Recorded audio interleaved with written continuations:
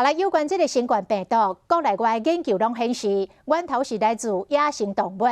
美国加州大学就来发现，因为人类破坏掉野生动物的栖地，才会使得传播病毒的野生动物甲人类愈来愈接近。目前有超过140种的病毒会传予人，而且是无药可医。上好的办法，保留野生动物的栖地，甲因保持距离，而且找到一套维持生态的共存模式。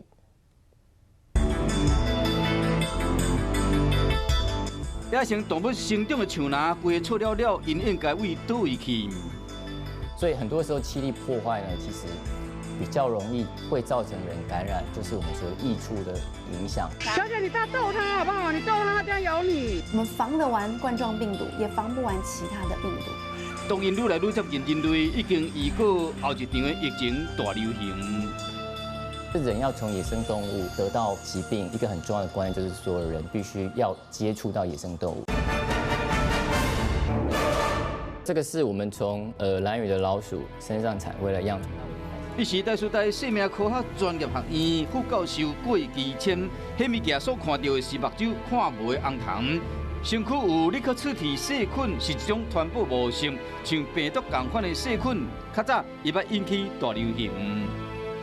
2次世界大战末期的时候，还没有抗生素发现，然后医生又不知道这是什么病的时候呢，死于恙虫病的人其实是比死于打仗还要多。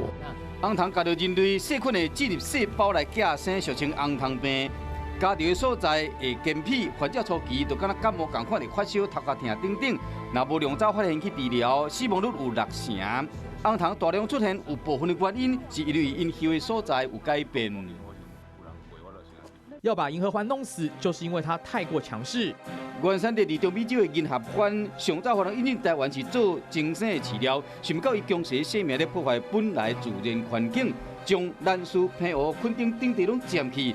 小黄木刺就上爱美丽，遮过期前采集的样本，就发现大量红糖寄生，这是人类活动创造出来的栖地，形成疾病威胁。这只是其中一个切实的破坏案例。真的会让野生动物跳到人一直传人的病，其实真的不多。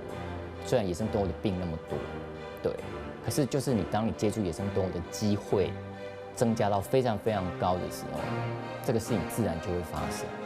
去年联合国生物多样性专家小组警告讲，有100万的物种因为人类活动面临绝种。特别是像那出了，和野生动物无地休，真痛苦，因不得已甲人类愈来愈接近。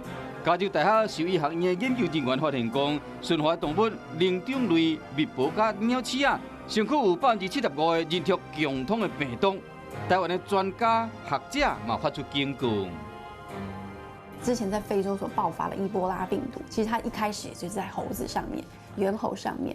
然后很多的像致死率非常高的，像利百病毒、亨德拉病毒，这些甚至致死率是比现在的这个新冠病毒都还要来得高，它们致死率可能高达50%以上。台大兽医学院副教授陈慧文长期研究动物冠状病毒。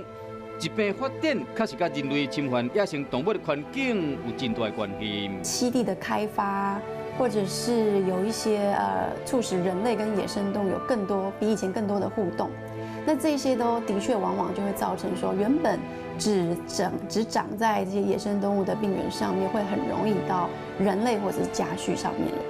新型冠状病毒的疫情已经夺去全世界真济人命。后一场的疫情将会什么时阵爆发，这无人知。人类要安怎伫个经济发展甲环境保育取得平衡，真需要赶紧定出一套共存的策略。